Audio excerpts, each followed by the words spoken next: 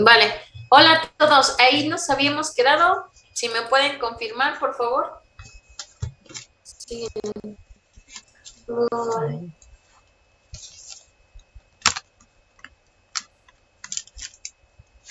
20. Si no me recuerdo, nos habíamos quedado en signos, ¿correcto? Vale.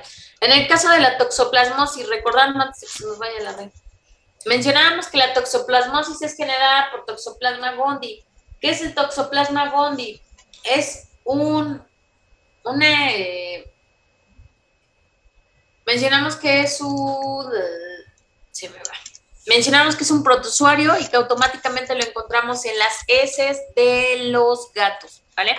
Al encontrarlo en las heces de los gatos, mencionamos que el gato es hospedador. Los humanos básicamente son tejidos, o en este caso reservorios, que automáticamente lo pueden desarrollar sin problema. ¿Qué es lo que pasa? Mencionamos que dentro del desarrollo, pues principalmente va a afectar a mujeres embarazadas. En las mujeres embarazadas, ¿qué pasaría? En el caso de que estemos en las primeras semanas de gestación, automáticamente el toxoplasma consumiría todo el sistema nervioso central del producto. En el caso de lo que sería ya un producto avanzado, estos llegan a término, así se menciona, ¿vale? Pueden llegar a nacer, algunos de ellos pueden tener alteraciones como vemos en pantalla, que el encéfalo está aumentado. En algún momento preguntaban por qué el encéfalo está aumentado si realmente se va a comer el cerebro de los niños. Está aumentado porque esto ya tiene líquido inflamatorio, ¿vale? Que puede ser líquido purulento, y en ocasiones pues los bebés llegan a pretérmino, llegan a nacer, pero si se dan cuenta las alteraciones o la morfología que puede llegar a tener es automáticamente neurológica, la dilatación en pupilas, el abultamiento que puede tener en el abdomen, el crecimiento anormal y desarrollo anormal en los huesitos de la cadera principalmente, y se menciona que muchos de ellos nacen, pero el máximo de vida que se les otorga es aproximadamente de una semana, ¿vale? Dependiendo también las condiciones del nacimiento. Dentro de los signos muy comunes que podemos ver en estos pacientitos son fiebre, erupción, convulsiones, hepatosplenomegalia. Automáticamente el hígado puede aumentar de tamaño, de ahí el abombamiento que se presenta en abdomen, ¿vale? Corioretinitis, que mencionamos que sería una inflamación a nivel del corion, a nivel de ojos. Hidrocefalia o microcefalia, normalmente hidrocefalia es lo que están viendo aquí, ¿vale? Hay un aumento de acumulación de líquido. La microcefalia sería la radiografía de abajo. El tamaño del cerebro básicamente es pequeño y se menciona que es por todo el mal desarrollo o básicamente la degradación del tejido, ¿vale? Podemos encontrar calcificaciones, sí, principalmente, repito, cuando la infección se da justo a la mitad del periodo de desarrollo del producto, pues sin problema se pueden formar calcificaciones en tejido. Y automáticamente mencionamos, podemos encontrar un retraso de tipo psicomotor, sí, es de lo más común. Algunas ocasiones, si la infección llegó a los 8 meses, por ejemplo, que ya estaba el desarrollo del producto, posiblemente el daño que causa tejido sea mínimo, ¿vale? En este caso mencionamos, el daño mínimo, pues sí se puede ver reflejado en algún retraso psicomotor. ¿Son pacientitos de fisioterapia? Sí, pacientitos de tipo neurológico, pero repito, normalmente estos pacientes solo se llevan para mantenimiento funcional, sin embargo el periodo de vida pues es mínimo. Si habláramos de un pacientito que tuvo alteraciones en los últimos meses de nacimiento, posiblemente se le puedan dar algunos años de vida, pero eso va a depender mucho del desarrollo que haya tenido el embrión o en este caso el producto, ¿vale? ¿Qué otras características podríamos encontrar? Básicamente mencionamos que en el caso de la retina también se puede ver muy afectada por el toxoplasma, independientemente de la corioretinitis que mencionamos que es un proceso inflamatorio, se menciona que también puede llegar a generar daño directo en fibra nerviosa, por lo cual la alteración generaría un daño inmediato, ¿vale? Signos neurológicos. Normalmente cuando nosotros hablamos de los signos neurológicos, hablamos principalmente de presencia de mioclono y asterixis. Recordemos que el clonus son oscilaciones constantes no controladas. El clonus normalmente tiene una frecuencia de hasta 15 o 20 Hz. ¿Qué pasó?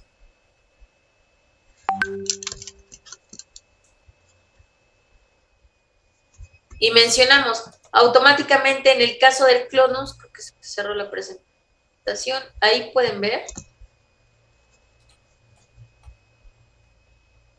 No, profe, todavía no. Yo no.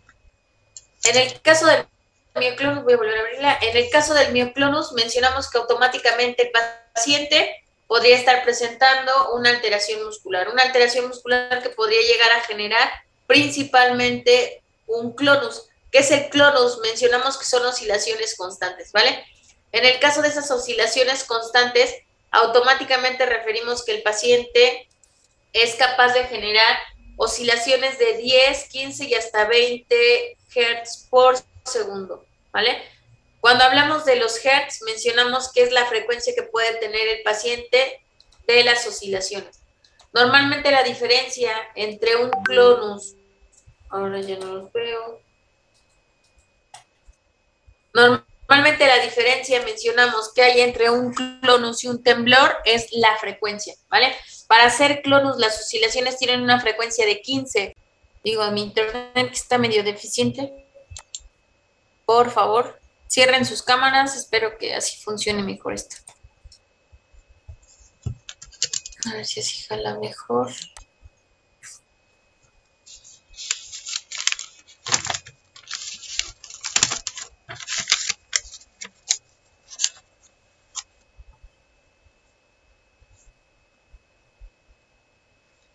Vale, nos habíamos quedado en signos neurológicos. Principalmente los signos que podemos encontrar son mioclono y asterixis. Cuando nosotros hablamos de mioclonía, estamos hablando de oscilaciones que se están presentando por alteración a nivel neurológico.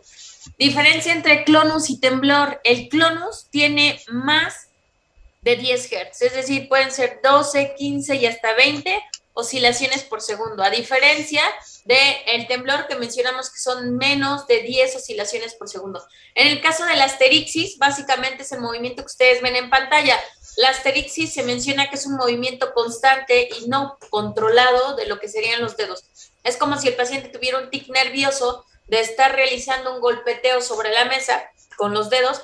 Automáticamente nosotros a eso lo conocemos como pérdida de tono, falta de control, y automáticamente lo definimos como una asterixis, ¿vale? Podríamos hablar también de una encefalopatía. Básicamente mi paciente tiene una alteración o un daño a nivel de encéfalo. Cuando hablamos de patos hablamos de anormalidad, ¿vale? Esa encefalopatía puede ser principalmente metabólica. ¿Por qué sería una encefalopatía metabólica? Recordemos que tenemos lo que sería el hígado, y una de las características de estos pacientes es que tienen hepatoesplenomegalia, que quiere decir que tanto el hígado, hepato, espleno, el vaso, megalos, aumento, crecimiento, existe un crecimiento anormal de estas estructuras. Por lo tanto, se menciona, cuando el hígado crece respecto a tamaño, se menciona que el crecimiento anormal del hígado va a generar que los hepatocitos no funcionen de manera adecuada. Si los hepatocitos no funcionan de manera adecuada, ¿qué va a pasar? Recordemos que los hepatocitos cumplen una función específica. Automáticamente, la función de los hepatocitos es limpiar a la sangre de toxinas. Si esa sangre no se limpia de toxinas, mencionamos que automáticamente las toxinas pueden llegar al cerebro y a otros tejidos. Por lo tanto, cuando nosotros hablamos de una hepatoesplenomegalia, estamos hablando de que existe una alteración en la filtración de toxinas de la sangre a causa del crecimiento anormal del hígado. En algunos momentos mencionaban, bueno, si el hígado está creciendo en tamaño, por lo tanto tendría más hepatocitos. No es así. Un crecimiento anormal quiere decir que los hepatocitos se están desarrollando de manera inmediata, rápida, van a ser más, pero no van a ser igual de funcionales que si tuviera la cantidad necesaria en hígado. Y automáticamente una encefalopatía metabólica se causa por el crecimiento anormal de la hepatoesplenomegalia. Respecto a signos meningoencefalíticos, mencionamos que cuando hablamos de una meningoencefalitis estamos hablando de una inflamación de cerebro y de meninges. ¿Qué es lo que podría generar una meningoencefalitis? Crisis convulsivas, confusiones mentales, irritación meningia, coma y aumento de las proteínas. Cuando nosotros estamos hablando de una meningoencefalitis, automáticamente hablamos de una inflamación de tejido. Sin embargo, se dice, si esta inflamación se extiende, yo podría tener otras alteraciones. Aparte de la meningoencefalitis, ¿qué podría yo encontrar en mi paciente? yo podría encontrar una meningomielencefalitis, meningoencefalitis.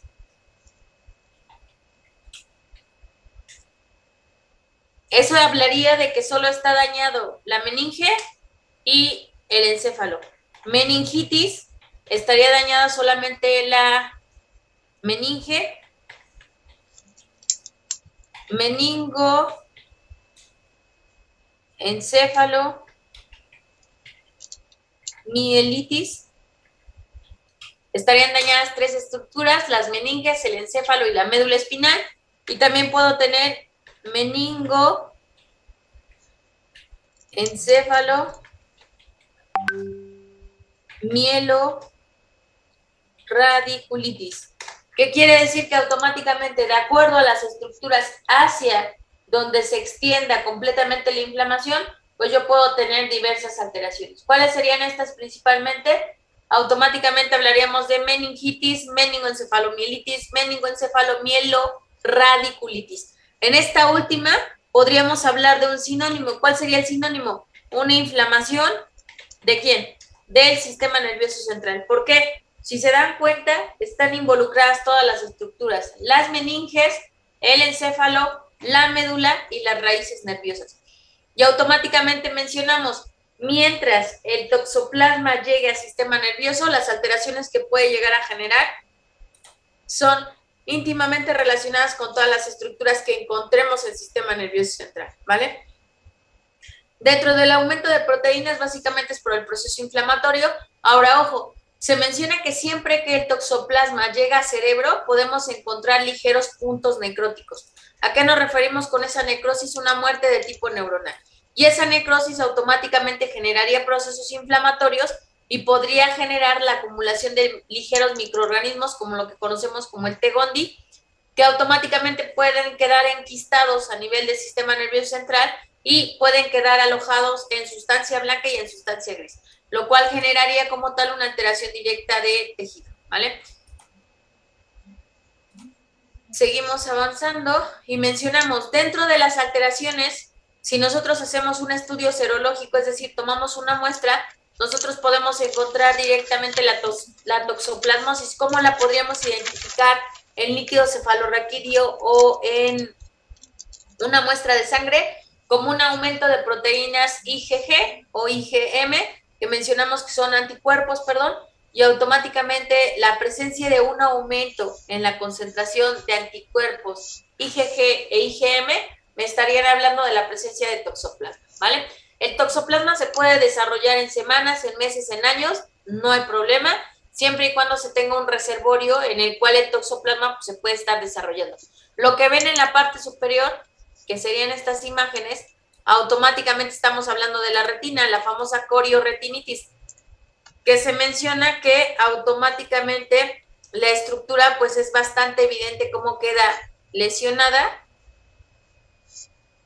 y automáticamente mencionamos, de acuerdo al tejido, pues la estructura sería básicamente la retina.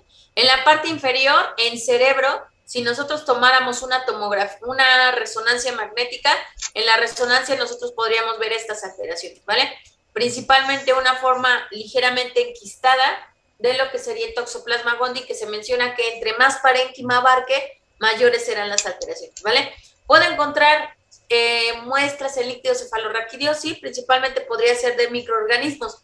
Recordemos que el líquido cefalorraquídeo permite detectar virus y bacterias. En este caso son protozoarios, son una especie muy similar a la bacteria. Automáticamente el líquido cefalorraquídeo, algo que sería muy evidente sería el cambio de la coloración del líquido cefalorraquídeo, que se veía ligeramente turbio, ¿vale? O amarillento. ¿Podríamos hacer algún otro tipo de muestra? Sí, podríamos obtener una muestra de biopsia de músculo y automáticamente la biopsia del músculo, en el músculo nosotros podríamos ver principalmente enquistados al toxoplasma, ¿vale?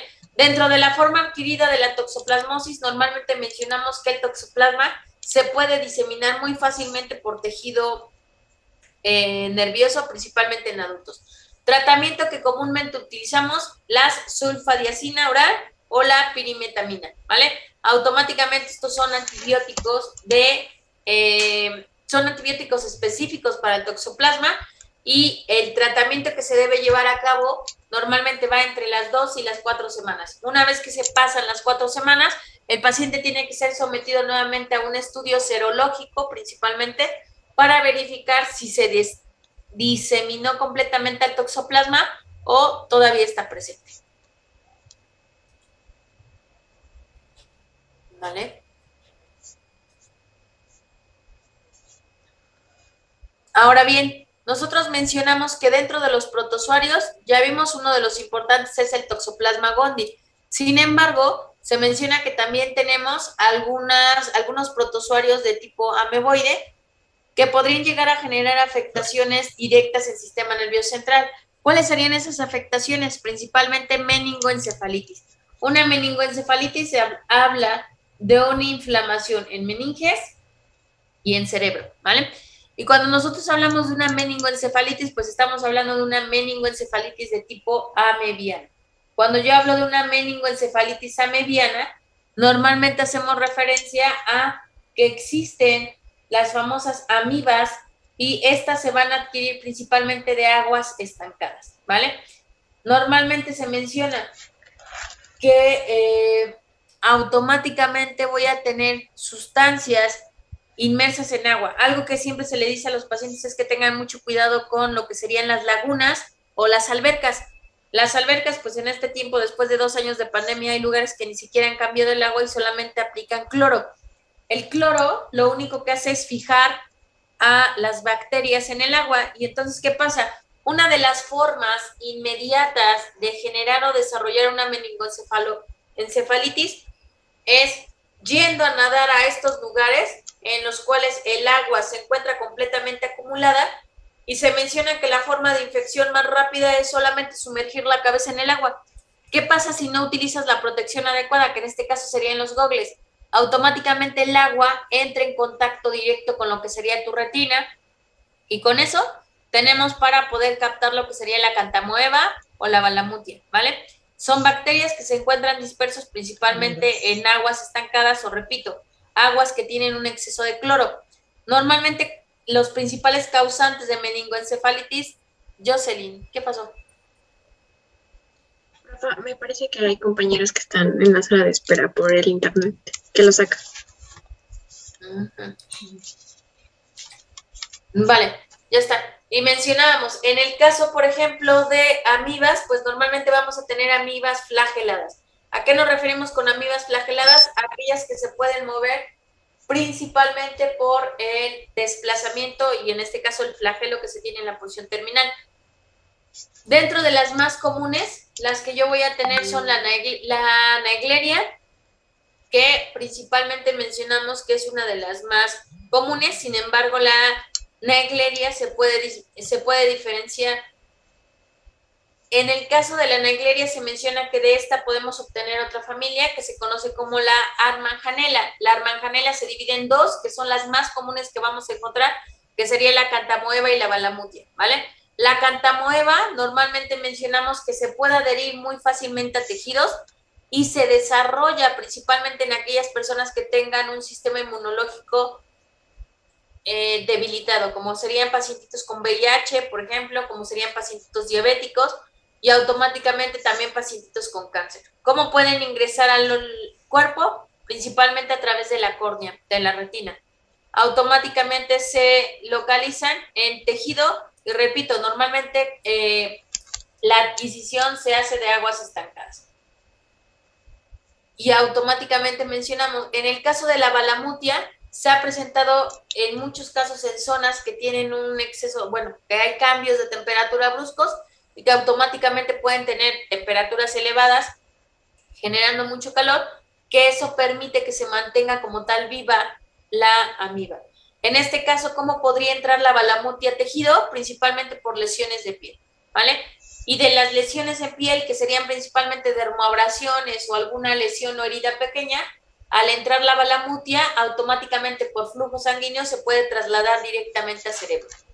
Al trasladarse al cerebro, pues automáticamente también son conocidas como la amiba come cerebros, la famosa balamutia.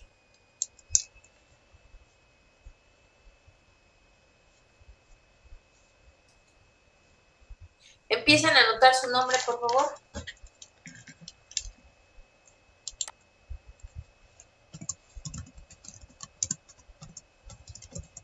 Ahora bien, en el caso de los lugares donde puede encontrar a este tipo de amibas, normalmente mencionamos que las vamos a localizar en diferentes espacios, suelo, aire, agua, y automáticamente mencionamos, dentro de las principales familias que yo puedo llegar a encontrar, encontramos como tal a la Naegleria, la Balamuti y a la Cantamueva.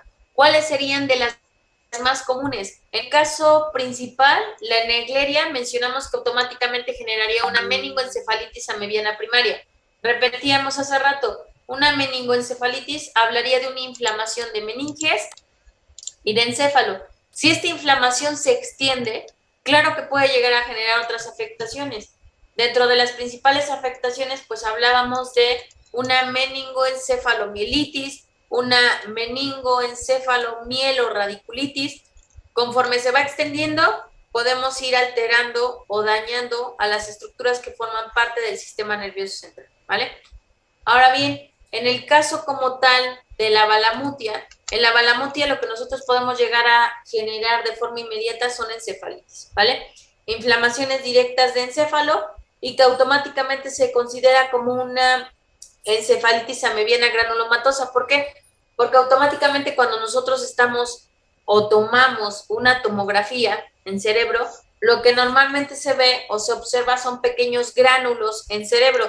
Y estos gránulos, pues automáticamente al estar de buen tamaño, pues hace referencia a que la amiba ya está completamente abarcando toda la estructura, ¿vale? Si nosotros hablamos de Acantamueva castellanis, automáticamente en el caso de esta hablaríamos de igual manera de una encefalitis granulomatosa. Sin embargo, la principal diferencia que podríamos encontrar entre Balamuti y Acantamueva es la queratitis, ¿vale? En la Acantamueva lo que principalmente se encuentra irritado es la función visual por la queratitis que podamos llegar a encontrar, y automáticamente en piel también se podría llegar a generar un proceso inflamatorio. Tanto la balamutia como la Acantamueva son consideradas como amibas comecerebros, ¿vale? ¿Cuáles serían los tejidos que principalmente podríamos llegar a tener como afectados debido a este tipo de amibas? Principalmente cerebro, piel, pulmón y ojo. Repito, cuando ya la amiba está directamente localizada en cerebro, los quistes que pueda llegar a generar, pues pueden llegar a generar afectación directa de las diferentes funciones, dependiendo la localización de los granulomas, si es parietal, temporal, occipital, frontal, pues va a ser la afectación que podamos encontrar en el tejido, ¿vale? En el caso de la Naegleria, mencionamos que automáticamente es considerado como un trofozoito flagelado porque tiene como tal una extensión que tiene que pareciera una especie de colilla que permite que automáticamente conforme se ha desarrollado y crece se pueda mover a lo largo de todo el tejido. Puede sobrevivir en temperaturas elevadas, 40 hasta 45 grados centígrados, y automáticamente la forma que nosotros lo observamos en tejido es una forma de pera, ¿vale? Una forma de pera que se puede distribuir sin problema a lo largo del tejido nervioso. Ahora, en el caso de las amibas comecerebros, mencionamos que automáticamente, en el caso de la más común, es la Naegleria, ¿vale? Ahora, la Naegleria normalmente la vía de ingreso más fácil es por vía nasal, podría llegar directamente al cerebro. Al llegar al cerebro mencionamos que dentro de los síntomas más comunes son fiebre, dolor de cabeza, y ya cuando el paciente está presentando algún tipo de convulsión, quiere decir que la Naegleria ya entró directamente a parénquima y ya está generando granulomas en la zona, ¿vale?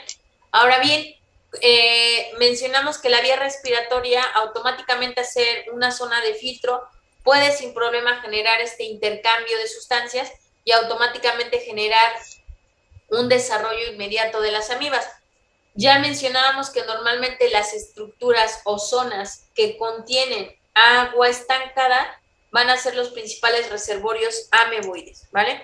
¿Podríamos dejar secuelas? Sí, automáticamente las amibas podrían dejar secuelas de parálisis, de sordera, de ceguera, y en último caso, y el más avanzado, la presencia de convulsiones. Convulsiones que repito, solo pueden ser controladas por farmacología, pero automáticamente al paciente no le vamos a quitar el padecimiento, ¿vale? En el caso de tratamiento podemos durar meses o años y normalmente siempre vamos a dar antimicóticos, antiparasitarios y antibióticos dependiendo mucho de los síntomas que pueda estar presentando. Si nosotros nos vamos a la Naegleria de comienzo abrupto, mencionamos que las principales alteraciones pueden ser por inhalación directa a nivel de fosas nasales, ¿vale? En algunos otros casos se menciona que también puede ser por contacto directo con piel lesionada y mencionamos dentro de los síntomas más comunes automáticamente la cefalea, la fiebre constante, las náuseas, vómito y principalmente cuello rígido. ¿Por qué cuello rígido? Recordemos que la Naegleria es muy común que pueda llegar a causar una meningoencefalitis. Cuando las meninges y el cerebro están inflamados, existe algo que se conoce como tríada sintomatológica. La tríada causada por daño directo a meningitis es rigidez de cuello, cefalea y fiebre, ¿vale? Y automáticamente lo vemos acá. La Naegleria es uno de los principales ejemplos de tríada meningítica.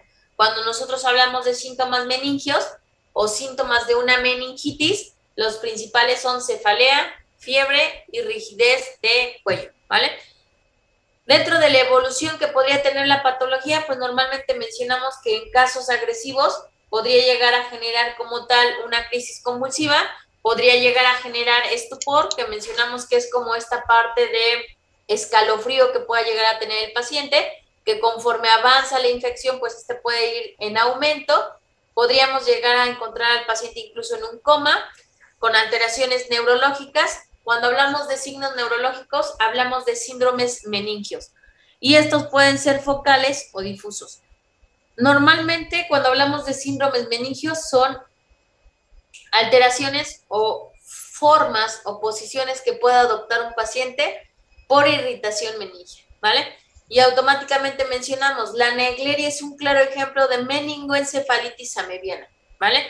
Formas de ingreso, la principal mencionamos aguas estancadas y puede entrar fácilmente por nervios olfatorios, por las fosas nasales y generar una acumulación directa en cerebro, ¿vale? Ya se anotaron todos, nos va a sacar, pero ya es hora. ¿Ya están todos anotados? Sí.